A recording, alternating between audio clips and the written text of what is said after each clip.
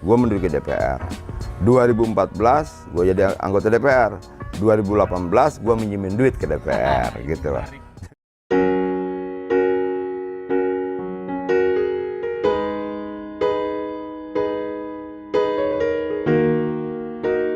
Bayangkan, sehari menjelang Lebaran, para pekerja cleaning service dan petugas taman di DPR RI mengadu. Gaji mereka belum dibayar. Perusahaan outsourcing kabur. Di tengah situasi genting itu, seorang anggota DPR justru turun tangan. Ia meminjamkan uang pribadi sebesar 1,8 miliar rupiah demi menyelamatkan hak pekerja. Inilah kisah jiwa besar Adian Apitupulu. Apa motivasi dibalik tindakan luar biasa ini? Simak sampai akhir.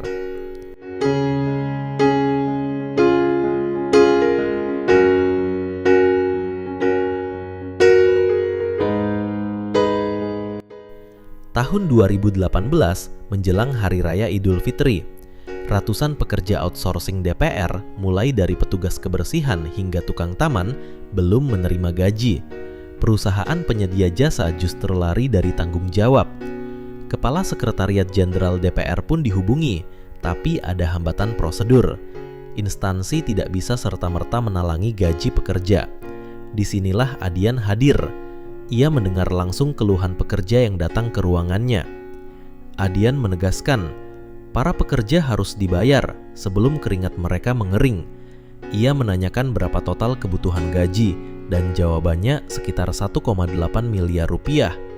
Tanpa ragu, Adian menawarkan pinjaman sebesar itu kepada Setjen DPR. Syaratnya sederhana, dana dikembalikan 2 atau 3 bulan ke depan. Ia langsung menghubungi istrinya, lalu rekan-rekan aktivis 98 yang kini banyak menjadi pengusaha. Dalam hitungan jam, dana terkumpul. Hari itu juga, pekerja menerima hak mereka. Lebaran bisa dirayakan dengan tenang. Ini pagi-pagi, satu hari menuju Lebaran, pagi-pagi itu di sini sudah kumpul belasan pekerja taman yang bersih-bersih, cleaning service segala macam, kumpul di sini. Pas gua buka pintu ketemu mereka, kenapa? Bang, kita belum dibayar gajinya. Loh, kenapa nggak dibayar? Perusahaannya kabur. Mereka cerita sudah 5 hari menunggu kantor si perusahaan outsourcing ini. Tidak pernah kelihatan orangnya segala macam. Ada yang nangis di sini, cerita segala macam. Lalu gue telepon setjennya. Gue telepon, dia bilang, bos ini kenapa nggak dibayar besok Lebaran? Dia bilang gitu, iya bang, kita sudah coba tagih perusahaannya, tidak ketemu apa bla bla bla, sulit lah segala macam. Kemudian, ya tapi kan mereka harus bayar. Bagaimana keuangan perusahaan itu bukan perusahaan pekerja, yang hak mereka harus dibayarkan bahkan sebelum keringat mereka kering, kan seperti itu. Iya bang, tapi untuk menganggarkan lagi kita butuh waktu. Mau ngambil di bank besok Lebaran segala macam.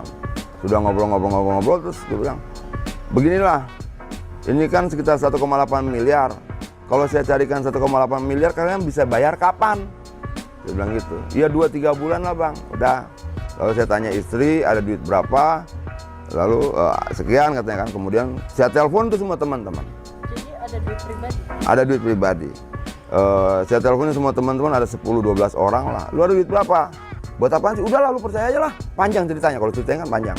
Ada teman-teman aktivis yang sudah jadi pengusaha, ada yang sudah jadi ini segala macam. Dan mereka mau memberikan uang pribadi. Oh, kalau persoalan kepercayaan, kalau gue pinjem duit, ya mereka percaya. Kenapa? Gue mabok enggak, narkoba enggak, dugem enggak. Itulah apa, persoalan terbesar dalam hidup gue cuma rokok sama kopi. Itu. Nah, kumpul dari itu jam 10 pagi sampai jam 4 jam 5 sore kalau tidak salah. Terkumpul lah itu. Kumpul, ya udah. 1,8 M. 1,8 miliar itu buat diserahkan langsung bang. Iya, dalam bentuk cash. Itu. Dan kardus. Dan menurut gue itu langkah yang memang harus diambil oleh Setjen ya. Kenapa? Ya mereka harus selamatkan pekerja ini.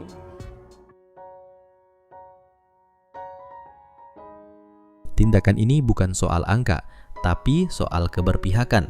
Adian menunjukkan bahwa politik bukan hanya bicara di mimbar, tapi hadir nyata di tengah rakyat. Ia rela meminjamkan uang pribadi, menggunakan jaringan sahabat, demi satu hal, memastikan orang kecil tidak dikorbankan oleh permainan perusahaan. Disinilah letak jiwa besar yang banyak orang akui.